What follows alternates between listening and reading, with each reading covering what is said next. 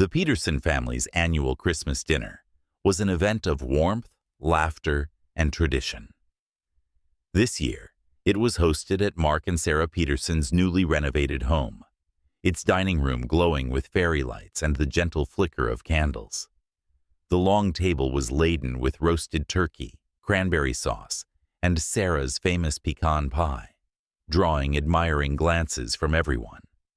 Mark, ever the charming host, stood up for the traditional family toast, raising his glass with a practiced smile. He praised the joy of family and the blessing of gathering together. The words flowed smoothly, polished yet sincere. But as Mark sat down, Sarah gently clinked her own glass, catching everyone's attention. Her smile was calm, but carried a quiet intensity. She stood, her voice as warm as the fire in the hearth. "I couldn't let Mark's toast be the last word tonight," she began, laughter rippling through the room. "It's Christmas after all, and we're here to celebrate truth, love, and family." Mark stiffened slightly but kept his face composed. Their teenage daughter Emma exchanged a curious glance with her uncle, while Sarah's mother nodded encouragingly. Sarah's tone shifted, subtle but undeniable, as she continued.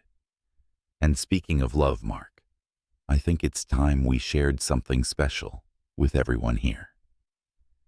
A pin-drop silence enveloped the room. Mark's grip on his glass tightened, his confident smile faltering. "You see," Sarah said, her gaze now locked on her husband. "Mark's been so full of surprises this year. Between work and other commitments, he's been keeping busy." She paused, her smile never wavering. "Isn't that right, dear?" "Sarah," Mark began, his voice low and cautious, but she raised a hand, silencing him with the same grace that had first drawn him to her years ago. "Let me finish," she said sweetly. Her eyes flicked toward their daughter. "Emma, honey, you should know how much your father loves charity. He's spent hours helping someone very close to him, a woman named Claire." Mark's face drained of color. A murmur spread among the guests, confusion and unease crackling like static. Sarah turned toward her brother-in-law. "Tom, did you know about Claire?" she asked innocently. Tom shook his head, his mouth slightly agape. Mark tried to interject, but Sarah was unrelenting. "She works at his office. Lovely woman from what I hear," Sarah continued, her voice sharpening like a blade. "Mark's been so generous with his time that he even booked a weekend getaway for the two of them last month. Isn't that thoughtful?" The room erupted. Gasps, questions, and accusations filled the air like shattering glass. Emma stared at her father in disbelief, her eyes brimming with tears. Sarah remained poised, her expression a mix of triumph and sadness. Mark tried to regain control, stammering excuses that fell flat under the weight of Sarah's revelation. The Peterson family's perfect Christmas was irreparably fractured, the warm glow of the evening replaced by a cold, biting reality. Sarah raised her glass one last time. "Merry Christmas, everyone. Here's to truth. It always comes out, doesn't it?" She sat down, leaving Mark to face the unraveling chaos, his secrets exposed under the unforgiving light of the festive season. The dinner that had begun with joy ended with the stark chill of betrayal lingering in the air. Mark sat frozen as the clamor around the dining table grew louder. His mother, an elegant woman in her 60s, leaned forward with a trembling voice. "Mark, is this true?" Mark opened his mouth, but no words came. His throat was dry, and every gaze at the table felt like a burning spotlight. Emma, his teenage daughter, pushed back her chair abruptly, the legs screeching against the polished floor. Tears streamed down her face as she bolted from the room. "Emma, wait!" Mark called, standing to go after her, but Sarah's voice cut through like a whip. "Sit down." It wasn't a shout. It didn't have to be. The command in Sarah's tone made everyone, including Mark, fall silent. He slumped back into his chair as Sarah stood, her calm demeanor now replaced with controlled fury. "You owe them the truth," she said, her voice low but loaded. "You owe me the truth." The table's silence was deafening. Even Sarah's younger brother, typically the joker of the family, had abandoned his usual smirk, his hands folded tightly in his lap. Mark's mouth moved, trying to piece together a defense. But Sarah wasn't done. "You know, when I first suspected something, I told myself it was just my imagination," she began, pacing slowly around the table. "Late nights, secretive phone calls. I told myself you were just stressed, that maybe I wasn't enough." "Sarah, stop," Mark muttered, but his plea was ignored. "But then I saw the receipts," Sarah continued, her voice steady. "The hotel bookings, the dinner reservations, all for two." She stopped directly behind Mark, her gaze drilling into the back of his head. "And then I found the necklace. Not my style, but very much hers, I imagine." Mark dropped his head into his hands, the weight of her words crushing him. "What's wrong, Mark? Cat got your tongue?" Sarah asked, a bitter smile curling her lips. "You were so good at speeches a moment ago." "Enough," Mark finally exploded, slamming his fist on the table. Plates rattled, and a few guests flinched. He rose to his feet, his face flushed with anger and humiliation. "Yes, okay? Yes, I made a mistake. Is that what you wanted to hear?" Sarah stepped back, folding her arms as she stared at him, with a mixture of triumph and disdain. "You didn't just make a mistake, Mark. You lied. You betrayed me, and you betrayed Emma," she said quietly. "And now, you've ruined Christmas for everyone." Mark looked around the table, at the family members who had once idolized him. His mother's eyes were filled with tears. His father shook his head in quiet disappointment, and Tom glared at him with barely restrained contempt. "I'll fix this," Mark said, his voice cracking. "I'll explain to Emma. You'll do nothing," Sarah snapped, her calm veneer finally cracking. "You've done enough damage. Don't you dare try to spin this into something you can fix with empty promises." She turned to the rest of the family, her voice softening. "I'm sorry to drag you all into this, but you deserved to know the truth." Sarah walked out of the dining room, her back straight and her head held high. The clatter of her heels on the hardwood floor echoed through the house. Moments later, the front door slammed shut. The room remained eerily still.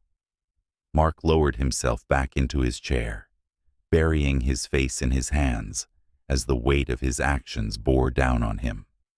In the kitchen, Emma's sobs could be faintly heard, a painful reminder of the evening's unraveling. One by one, the family members excused themselves, leaving Mark alone at the table, surrounded by the remnants of a Christmas dinner that would never be forgotten. As the clock struck midnight, Mark sat in the dim light of the dining room, the once vibrant glow of the evening replaced by an unrelenting, suffocating darkness. The house was eerily quiet the next morning. The festive decorations felt hollow now, strings of twinkling lights blinking without joy, the towering Christmas tree standing like a silent witness to the chaos that had unfolded. Mark sat alone in the living room, his shirt rumpled, his face unshaven, and his eyes bloodshot from a sleepless night. He hadn't moved much since the night before. The untouched coffee in front of him had gone cold. Upstairs, Sarah and Emma had locked themselves in Sarah's bedroom. He could hear the faint murmurs of their conversation through the ceiling. Emma's cries had eventually subsided into muffled whispers, but the sound of her heartbreak had been enough to gut him. He reached for his phone, hesitating for a moment before scrolling to Claire's number. His thumb hovered over the screen. What would he even say? It's over? I made a mistake? Every option felt inadequate. Before he could make a decision, the doorbell rang. Mark frowned, setting the phone down as he shuffled to the door.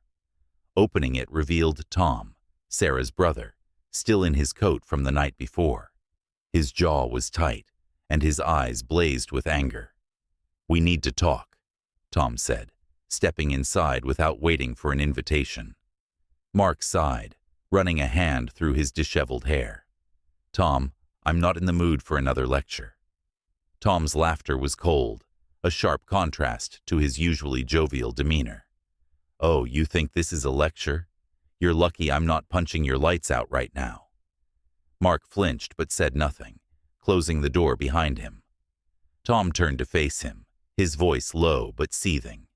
"You humiliated Sarah in front of her entire family. You destroyed Emma's trust in you. And for what? A fling with someone you barely know?" "It wasn't like that," Mark muttered, his voice barely above a whisper. "Oh, spare me," Tom shot back. "You had a good thing, Mark. A wife who loved you, a daughter who looked up to you, and you threw it all away." Mark sank into the nearest chair, his head in his hands. "I don't need you to tell me how badly I screwed up. I know." Tom's expression softened slightly, but his tone remained firm. "Knowing isn't enough. You need to figure out what the hell you're going to do to make this right." Mark looked up at him, his eyes hollow. "I don't think I can." Tom studied him for a long moment before sighing. "You're probably right. Sarah's not the type to forgive easily. And Emma, well, good luck with that." Mark winced, the weight of Tom's words settling heavily on his shoulders. "But," Tom continued, "if you care about them at all, you'll stop wallowing and start taking responsibility. Admit everything. Own up to your mistakes. And then, maybe there's a chance they'll let you stay in their lives." Tom turned to leave, pausing at the door. "One last thing," he said, looking over his shoulder. "Don't call her. Claire, I mean. If you do, I'll make sure you regret it." Mark nodded silently, watching as Tom walked out the door.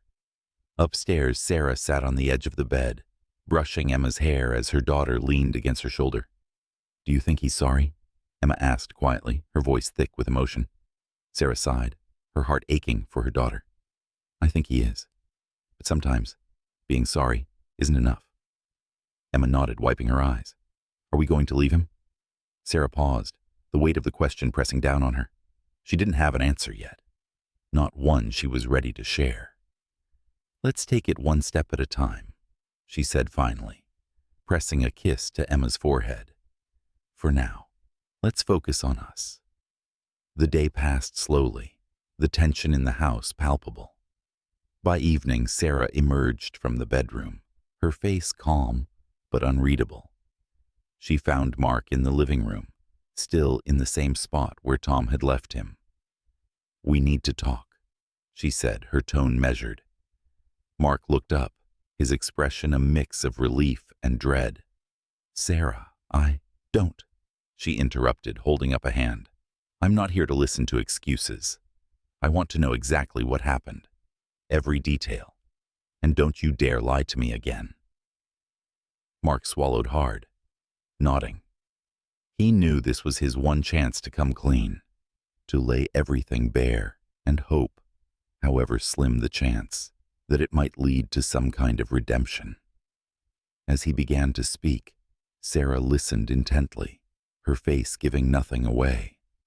Upstairs, Emma sat on the stairs, listening too, her heart heavy but determined to understand the truth about the man she had once thought was her hero. And so, the Peterson family began the painful process of unraveling the lies that had been hidden beneath the surface for far too long. Whether they could rebuild what had been broken was a question that only time would answer. As Mark recounted his affair, the weight of his words hung heavy in the air. Sarah sat across from him, her hands clasped tightly in her lap, her face unreadable. It started with late nights at the office, Mark admitted, his voice low and full of shame. At first it was just conversation. She was easy to talk to, and You what? Sarah interrupted, her voice sharp. You were lonely? Unhappy? Go ahead, say it. Mark flinched at her tone but pressed on. It wasn't like that. I wasn't unhappy with you, Sarah. I don't know, I made a stupid, selfish mistake. Sarah's expression remained stone cold. When did it start? How long? Mark hesitated, but the look in her eyes made it clear that anything less than the full truth would be unacceptable. 6 months. It started 6 months ago. Sarah exhaled sharply, shaking her head. 6 months. So while I was planning Emma's birthday, arranging family dinners, making sure this house didn't fall apart, you were sneaking around behind my back. Mark looked down, unable to meet her gaze. It wasn't serious. I ended it weeks ago. Sarah let out a bitter laugh, the sound hollow and sharp. Not serious? You booked hotel rooms, Mark. You bought her gifts. You risked your family. What exactly does serious look like to you? Mark opened his mouth to respond, but Sarah cut him off. Do you love her? The question landed like a grenade. Mark's head shot up, his eyes wide with panic. No. No, Sarah. It wasn't love. It was a mistake. A horrible mistake. Sarah leaned back in her chair, crossing her arms. A mistake is forgetting an anniversary. A mistake is leaving the milk out. This is a betrayal. Mark nodded, his shoulders slumping. I know, and I'll do anything to make it right. Sarah scoffed, her anger flaring again. Make it right? How, Mark? How do you erase the fact that every time I trusted you, you were lying to my face? How do you explain this to Emma? As if summoned by her name, Emma appeared at the doorway, her face pale but resolute. Both parents turned to her, startled. I already heard, Emma said quietly, her voice trembling. All of it. Emma. Mark started, standing up, but she held up a hand. Just don't. Tears filled her eyes as she looked at him. You lied to us. To me. I thought you were someone I could look up to, but now I don't even know who you are. Mark's face crumpled as he stepped toward her, but she backed away. I need some time, she said before turning and running upstairs. The sound of her door slamming was like a nail in the coffin. For the rest of the evening, the house was eerily silent again. Mark sat in the living room, nursing his regret, while Sarah moved about the house, packing a bag. When she reappeared, Mark looked up, his heart sinking at the sight of her luggage. Sarah, please, don't do this. I'm not leaving, she said coldly. You are. Mark blinked, stunned. What? You heard me, Sarah said, her tone unyielding. You need to go. I don't care where. Get a hotel. Stay with one of your friends. But you're not staying here. Sarah, this is my house too, Mark protested weakly. Sarah's eyes blazed. This is the house of the woman you betrayed and the daughter you broke. You don't belong here right now. Mark hesitated, but the look on her face left no room for negotiation. Slowly, he stood, gathering his coat and keys. I'll go, he said, his voice heavy with defeat, but I'll come back. I'll fix this. Sarah didn't respond, her expression hard as stone. Mark drove aimlessly that night, the streets empty and silent. He ended up at a cheap motel on the edge of town, the garish neon sign casting a pale light over his car. As he checked into the dim, musty room, the weight of what he had lost pressed down on him. Back at the house, Sarah stood at the window, watching the snowfall. Emma joined her, leaning into her mother's side.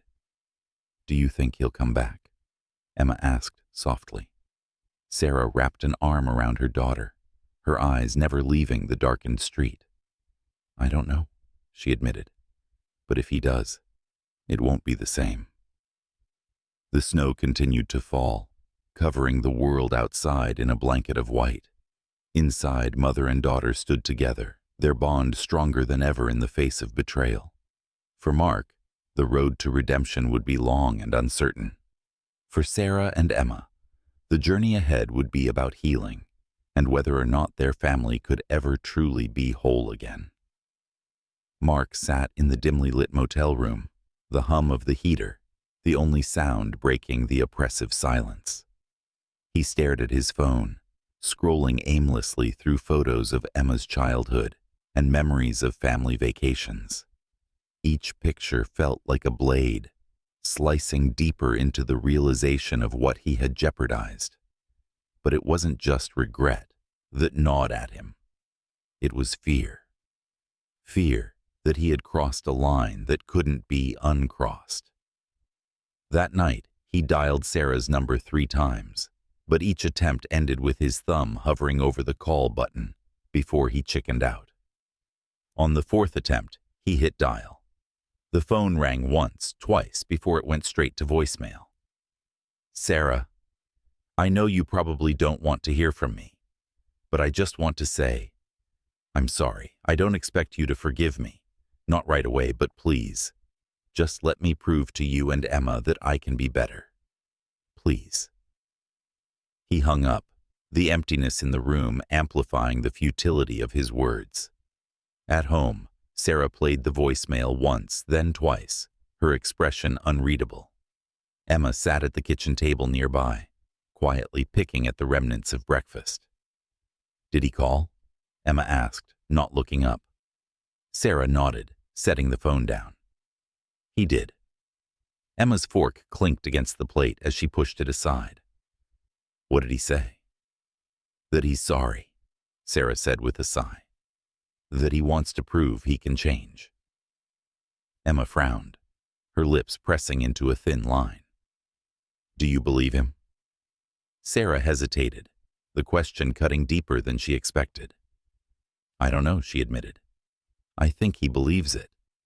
But believing and doing are 2 different things. Emma nodded, her face thoughtful. If he really wants to fix this, he'll have to try harder. A lot harder. Sarah reached out, brushing a strand of hair from her daughter's face. I know, sweetheart. And whether or not we give him that chance, we'll decide together. Days turned into a week, and Mark's absence began to feel both painful and strangely liberating.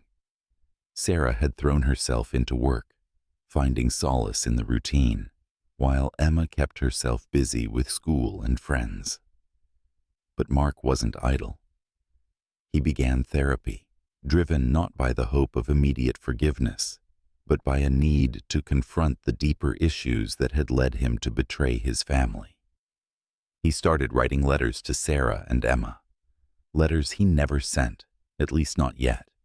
In one, he wrote, Emma, I don't expect you to forgive me right now, but I want you to know that I never stopped loving you or your mother. I was weak. I let myself get pulled into something I'll regret for the rest of my life. I want to be the man you can look up to again, even if it takes years to earn back your trust. In another, addressed to Sarah, you deserved better than what I gave you. I took your love and trust for granted. I don't know if there's a way back for us, but I'll keep fighting for you and Emma, even if it's from a distance. You both mean more to me than I ever knew how to say. The following weekend, Sarah received a call from Tom. He's been staying in that crummy motel by the highway, Tom said, his voice tinged with irritation. He's a mess, Sarah. But he's trying. He's been asking about therapists and calling me to check on you 2. I know you're still angry, and you have every right to be, but I think he's serious about making things right. Sarah let out a long breath. I don't know, Tom. I really don't. You don't have to decide today, Tom said. Just don't write him off completely. That evening, Mark stood outside the house, his breath fogging in the cold December air. He wasn't sure what had compelled him to come back. Maybe it was desperation. Maybe it was hope. He knocked softly, his heart pounding as the door creaked open. Sarah stood there, her expression unreadable. "Why are you here, Mark?" she asked, her voice steady but cool. "I needed to see you, to see Emma," he said, his voice trembling. "I'm not asking to come back, not yet. I wanted you to know I'm trying, and that I'll keep trying, no matter how long it takes." Sarah studied him for a long moment before stepping aside. "Come in," she said. Mark hesitated, surprised, before stepping into the house that no longer felt like home. Emma appeared at the top of the stairs, her face a mixture of surprise and apprehension. "Dad," she said, her voice small. Mark swallowed hard, his eyes welling up. "Hey, kiddo." Emma didn't run to him. She didn't smile, but she didn't leave either. That was enough, for now. As they sat down in the living room, the Peterson family didn't talk about forgiveness or second chances. They talked about boundaries, about rebuilding trust, about the long road ahead. It wasn't perfect, and it wasn't easy. But for the first time since Christmas, there was a glimmer of hope. And sometimes, hope was enough to start again. Mark's presence in the house was tentative at first, like a ghost trying to relearn the world of the living. He wasn't staying overnight. Sarah had been firm about that. But she allowed him to come by during the evenings to spend time with Emma. It was a small gesture, but it was a beginning. For Emma, it was a mix of anger and longing. She wanted to push him away, to punish him for shattering the pedestal she'd placed him on. But at the same time, she missed the father who had taught her to ride a bike, who'd sat through her endless piano recitals, who had once seemed invincible. Mark felt every moment of her hesitation, like a knife. He tried not to push. He helped her with her math homework, asked about her day at school, and carefully avoided bringing up his mistakes, unless she did. One evening, as Emma packed up her books, she finally broke the silence. "Did you really love her?" The question came out so suddenly that Mark froze, unsure how to answer. "No," he said finally, his voice steady. "I didn't. What I did wasn't about love. It was about me being selfish and stupid." Emma studied him for a long moment, her face unreadable. Then she nodded and went upstairs, leaving him alone with his guilt. Sarah remained a fortress. Her interactions with Mark were cordial, but distant, her eyes always scanning for any sign of manipulation or insincerity. She didn't trust him. Maybe she never would. But she couldn't deny the small ways he seemed to be changing. He had started therapy, and his letters, though she hadn't acknowledged them, had piled up in a neat stack on her nightstand. She'd read every word, though she wouldn't admit it to anyone but herself. One night, as they stood in the kitchen cleaning up after dinner, Mark spoke hesitantly. "Sarah, I don't expect things to go back to the way they were. But I want you to know that I'm not giving up." She didn't look at him, focusing instead on drying a dish. "Good," she said, "because it's going to take a lot more than words to fix this." Mark nodded, accepting her response as fair. "I know, and I'm ready to put in the work, no matter how long it takes." The breakthrough came unexpectedly. Emma's school was hosting a father-daughter event, a trivia night fundraiser, and though she hadn't initially planned to go, she mentioned it offhandedly during dinner one evening. "Do you want to go together?" Mark asked carefully. Emma shrugged, avoiding his gaze. "Maybe." Sarah glanced at her daughter, reading the silent conflict on her face. "I think it's a good idea." she said gently. Mark's eyes flicked to Sarah, surprised by her support, but she said nothing more. Trivia night was awkward at first. Emma kept her distance, speaking to Mark only when necessary. But as the game progressed, they found themselves falling into old rhythms. "Who was the first woman to win a Nobel Prize?" the announcer asked. "Marie Curie," Mark and Emma blurted out at the same time, their voices overlapping. They both laughed, awkward but genuine.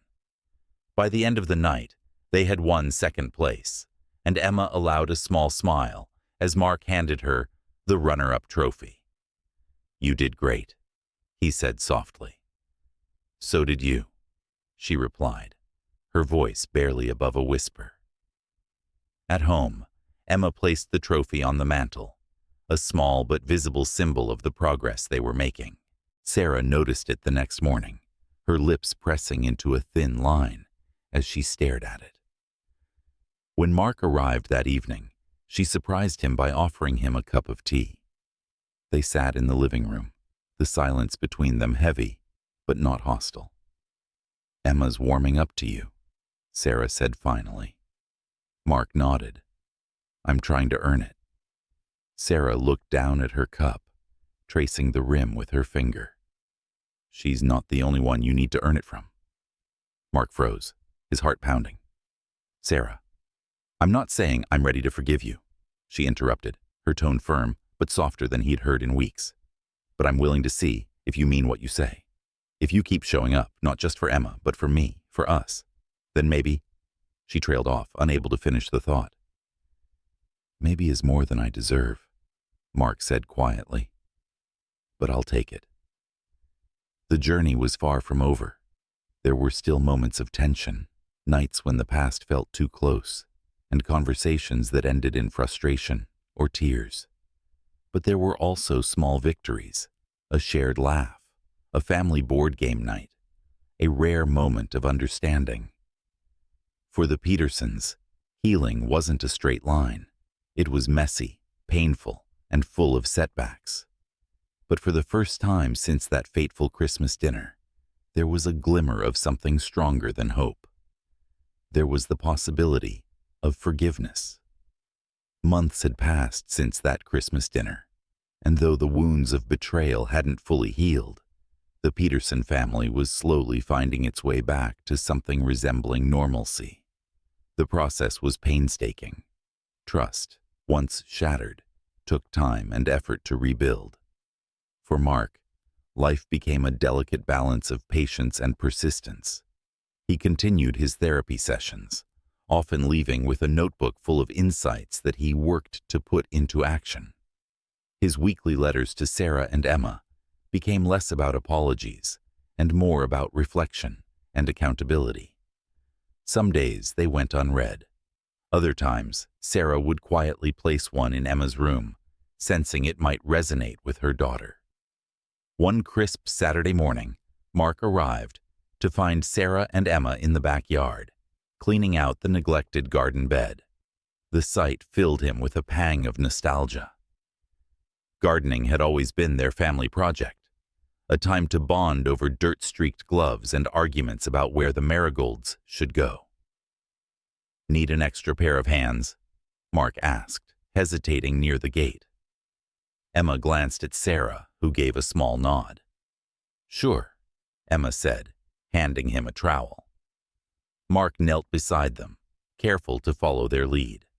The work was quiet but companionable, and by the time the garden bed was weed-free and ready for planting, Emma had relaxed enough to tease him about his crooked rows. "That's how you get mutant carrots, Dad," she said, her tone lighter than it had been in months. Mark grinned. "I'm aiming for originality." Sarah, watching them from the corner of her eye, allowed herself a small smile. The cracks in their relationship began to mend in other ways, too. Emma invited Mark to one of her soccer games, something she hadn't done in a long time. She didn't say much when he showed up on the sidelines, but the small wave she gave him after scoring a goal spoke volumes. For Sarah, the barriers she'd built around her heart were harder to dismantle. Trust didn't come easily, and she found herself questioning Mark's sincerity at every turn. But his consistency, showing up on time, following through on his promises, never pressing her for more than she was ready to give, began to chip away at her doubts. One evening, as they sat at the kitchen table reviewing bills, she caught herself thinking of how much easier things were when they worked as a team. It wasn't love, not yet, but it was a reminder of why she'd once chosen to build a life with him. Mark's biggest test came during a family dinner. Sarah's brother Tom, ever protective of his sister, had remained distant, despite Mark's efforts. When Tom finally agreed to join them for a meal, the tension was palpable. "So, Mark," Tom said, his tone sharp as he carved into his steak, "what makes you think you deserve another chance?" Sarah bristled, but Mark held up a hand to stop her from intervening. "I don't think I do," Mark said honestly, meeting Tom's gaze. "But I want it, and I'm willing to do whatever it takes to earn it. Not just from Sarah, but from Emma, and from you too. I know I let everyone down. I'm not proud of it, but I'm not running from it either." Tom leaned back, scrutinizing him for a long moment before nodding gruffly. "Fair enough. Just don't screw it up again." The next breakthrough came on a rainy evening when Sarah found herself alone in the living room, thumbing through one of Mark's letters. His words were raw and vulnerable, a far cry from the polished charm that had once masked his flaws. "I've spent so much time thinking about the man I thought I was. The provider, the protector, the perfect husband and father. But I wasn't any of those things. I was selfish and afraid of admitting when I felt inadequate, afraid of asking for help, afraid of failing. And in trying to hide that fear, I hurt the people I love most. I can't change the past, but I want to be better. For you, for Emma, for myself, even if it takes the rest of my life." For the first time, Sarah let herself cry, not out of anger or sadness, but out of a fragile hope. By spring, the Petersons had fallen into a new rhythm. It wasn't perfect. There were still moments of tension, arguments that left them raw and vulnerable. But the good days began to outnumber the bad. One Saturday, they planted a new garden together, filling it with bright marigolds and hearty vegetables. Emma teased Mark about his crooked rows again, and this time, Sarah joined in, laughing until her sides hurt. That night, as they sat around the fire pit in the backyard, Sarah handed Mark a cup of tea and said softly, "You're making progress. I see it, and I appreciate it." Mark looked at her, his heart swelling with gratitude. "Thank you," he said, "for giving me the chance to prove myself." Sarah nodded, her gaze steady. "Don't make me regret it." "I won't," he promised. In the quiet of the night, as the embers of the fire glowed softly, the Peterson family sat together, closer than they had been in a long time. There was still work to be done, but for the first time, they believed that the future, however uncertain, was worth fighting for. And sometimes, that belief was all they needed to take the next step forward. Months turned into a year, and the Petersons continued their cautious journey toward healing. The passing of time didn't erase the pain or betrayal, but it allowed for moments of clarity, where understanding replaced anger, and hope replaced despair. Mark had rebuilt his relationship with Emma slowly, brick by brick. She no longer avoided him at family gatherings, and the light-hearted teasing they shared began to feel less like an act and more like the bond they'd once had. But there was still hesitation, a lingering wariness in her eyes that reminded him his work was far from done. For Sarah, the process was far more complicated. She had seen Mark's efforts, his dedication to repairing the damage he'd caused, but the memory of betrayal was a wound that still ached on bad days. One summer evening, the three of them sat together on the patio, enjoying a quiet dinner under the fading light of the sunset. The atmosphere was peaceful, but it was Emma who broke the silence with a question that hung heavily in the air. "Are you two ever getting back together?" The clink of Sarah's fork against her plate stopped mid-motion. Mark froze, his eyes flicking towards Sarah, unsure how to answer. Sarah placed her fork down carefully and turned to her daughter. "That's a complicated question, sweetheart." Emma crossed her arms, her gaze sharp. "I'm not a kid, Mom. I can handle it." Mark cleared his throat, deciding to speak. "Emma, your mom and I are still figuring things out. Right now, we're focusing on being there for you and making sure we're the best parents we can be. Whether that means being together or apart, we're taking it one step at a time." Emma frowned, looking between them. "You don't have to pretend for me. I just want you both to be happy, even if it's not together." Sarah's expression softened, and she reached out to squeeze Emma's hand. "Thank you, honey. But this isn't just about us pretending.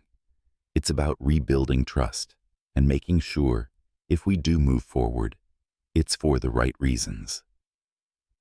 Later that night, after Emma had gone to bed, Mark lingered in the kitchen, helping Sarah clean up. The air between them felt heavier than usual, laden with the weight of Emma's question. "She's right, you know," Sarah said suddenly, her back to him, as she rinsed dishes. "About what?" Mark asked, carefully. "We can't pretend this is just about her anymore," Sarah said, turning to face him. "We need to decide what we're doing. For us." Mark set down the dish towel, his hands trembling slightly. "I've been waiting for you to say that," he admitted. "But I didn't want to push. I know how much I hurt you, Sarah. And if you're not ready, I'll understand." Sarah sighed, leaning against the counter. "It's not about being ready. It's about whether I can ever trust you again. Whether I can look at you and not see." She trailed off, her voice thick with emotion. Mark stepped closer, his voice soft. "I don't expect you to forget what I did. I wouldn't want you to, but I hope that someday you can see the man I'm trying to become instead of the man I was." Sarah studied him for a long moment, her eyes searching his face for any trace of deception. Finally, she nodded. "I think I can try. But if we do this, it's on my terms." "Of course," Mark said, his heart pounding. "Whatever you need." The months that followed were cautious but meaningful. Sarah and Mark began seeing a marriage counselor, working through the raw emotions and buried resentments that had festered in their relationship for years. There were breakthroughs, moments where they rediscovered the love that had brought them together in the first place. But there were also setbacks, days when Sarah's doubts resurfaced, or when Mark struggled to forgive himself. Through it all, they leaned on the commitment they'd made to rebuild not just their marriage, but their family. By the following Christmas, the Peterson household was filled with laughter again. Mark, Sarah, and Emma decorated the tree together, their hands brushing as they strung lights and hung ornaments. The warmth in the room felt real this time, not forced or fragile. As they sat down for dinner, Sarah raised her glass, a small smile playing on her lips. "To family," she said simply. Mark and Emma clinked their glasses with hers, the sound a quiet affirmation of how far they'd come. It wasn't a perfect ending. Real life rarely was. But it was a beginning. A chance to move forward, not as the family they once were, but as the family they had become. And for the Petersons, that was enough. The Petersons' second Christmas after the fallout was a quiet, unspoken milestone. It had been 2 years since Sarah's world shattered in front of that same dining table, and now The air in the house was filled with a cautious warmth. It wasn't the naive, unquestioned happiness of years past, but something steadier, earned and built with effort, patience, and time. Mark had moved back into the house 6 months ago, but under strict conditions set by Sarah. Their relationship was no longer about sweeping gestures or grand promises. It was built on consistency, trust, and showing up for each other. Slowly, piece by piece, they had begun to rebuild the foundation of their marriage. On Christmas morning, the three of them gathered in the living room, the smell of fresh pine mingling with the aroma of Sarah's cinnamon rolls, baking in the oven. Emma, now 16, handed out the gifts, her energy infectious, as she teased her parents about their predictably practical presents. "Let me guess," she said, holding up a box from Mark. "Socks?" Mark chuckled, shaking his head. "Open it and see." Emma tore into the wrapping, revealing a set of limited edition sneakers she'd been hinting at for months. Her eyes widened, and for the first time in a long while, she flung her arms around Mark in an unguarded hug. "Thanks, Dad," she said softly. "You're welcome, kiddo," Mark replied, his voice thick with emotion. Later that evening, as the snow fell gently outside, Sarah and Mark stood side by side in the kitchen, cleaning up after dinner. The quiet between them was companionable, the silence broken only by the clink of plates and the hum of the dishwasher. Mark glanced at Sarah, his expression thoughtful. "You know, 2 years ago, I thought I'd lost everything, and I deserved to." Sarah paused, setting down the dish she was drying. "You almost did," she admitted, her tone firm, but without bitterness. "But you fought for it, for us, and that matters." Mark nodded, his voice steady. "I'll keep fighting, every day." Sarah looked at him, her lips curving into a small smile. "I know."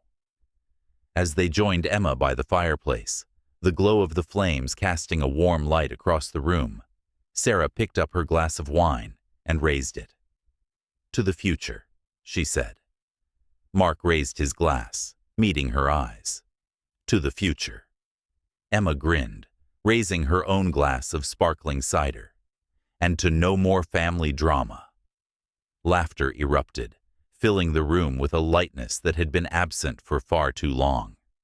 The Petersons knew there would still be challenges ahead. Forgiveness was a journey, not a destination. But as they sat together, surrounded by the love they had fought to reclaim, they understood something they hadn't before. Family wasn't about being perfect. It was about choosing each other, even when things fell apart. And that choice, made over and over again, was the truest gift of all.